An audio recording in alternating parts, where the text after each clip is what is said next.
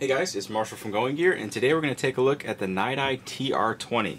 So physically it's pretty similar to the TS20, which I reviewed not too long ago. Actually probably uploaded it right before this one, so you may be watching these right in a row.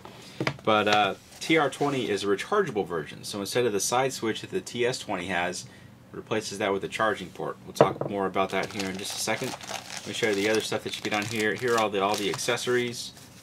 User manual, warranty card, holster down here in the bottom. We'll pull all that out so we can show it to you in a little bit better detail, except the paperwork.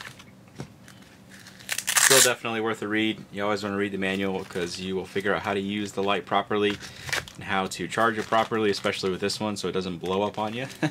But here is the holster, so you can see protects the lens and the bezel really nicely, and then the switch is exposed on the bottom in case you like being able to access the switch. And then you have hook and loop on the back attachment, another little hole right there, another attachment point right there. Really nice heavy duty nylon holster. They did a good job on these. So let's go and pull out all the accessories, show you what you get in there. Here's your charging cable. Alright, so all the stuff that you have in here. This is the lanyard attachment ring. So this attaches right here. You remove the tail cap, put that on there, and that gives you an attachment point for the lanyard. You have a couple of spare O-rings, spare tail cover cap in case you ever need to replace that. Combat grip ring, so if you slide this down over here, it goes down right about here, and then you can use it with a handgun, or it also helps with anti-roll. So that's what this is for. And then you have the charging cable.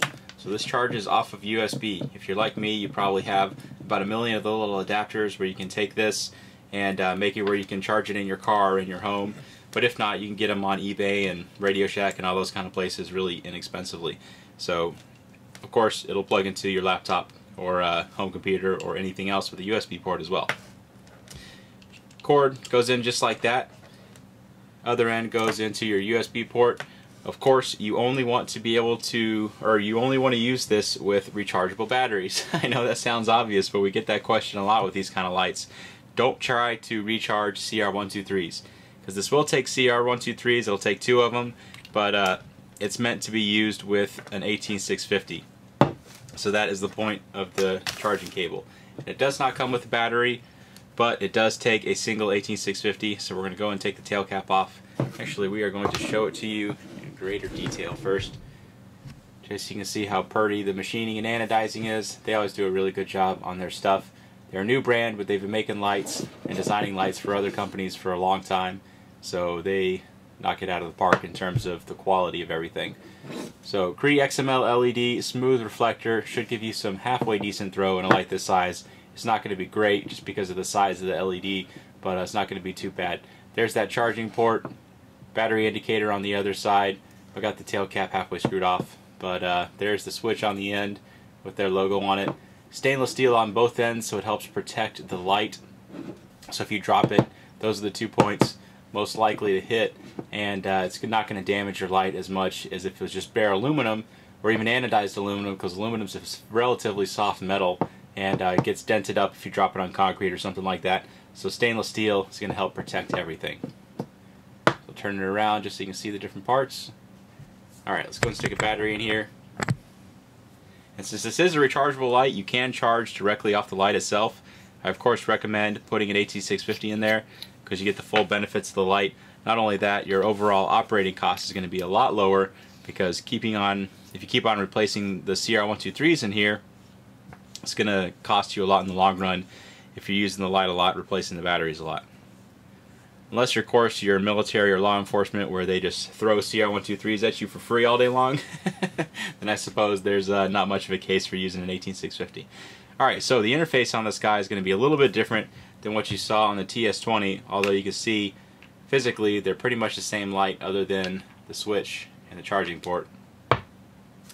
But instead of having that side switch, you only have the rear switch, so everything is controlled through this rear switch.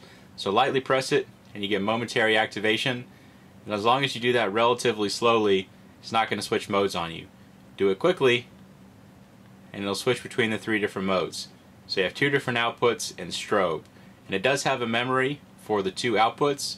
So like if we quickly switch between, we get it into the low, it's going to keep that one in the memory. So every time you turn it on, as long as you're not quickly pressing that switch, it's going to go into low. And of course, press it all the way for constant on. And then we'll get into the strobe real quick just to show you that the strobe does not have a memory. So if you have it in strobe, it's going to go into your high output after that. The next time you turn it on, it doesn't have a memory for the strobe. So you need to cycle through again if you wanted to get to the strobe. Alright, so that is the interface on the TR20. We're going to go ahead and take this outside and we'll show you how this little guy does outside. Alright, we're outside with the TR20. Got the big 40 mag light that I always use. We're going to do the TR20 second, do the 40 mag light first. So let's go ahead and try that 40 mag light. There's a little bush, 15 feet, tree out there at 100 feet. Same as it always is.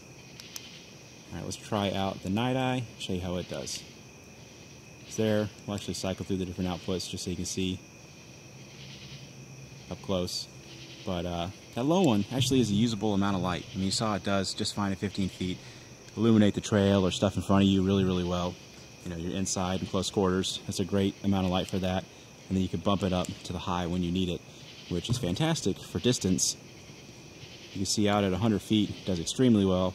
And as I'll show you here in just a second, it does further than that, absolutely no problem.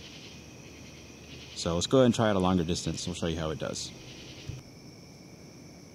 Alright, we have the TR20 and some more distance to work with. Still have the 40 mag light, so we're going to try that out first, and then we'll try out the TR20. Chimney, about 25 yards away. Trees in my neighbor's yard, about 100 yards to the top of them.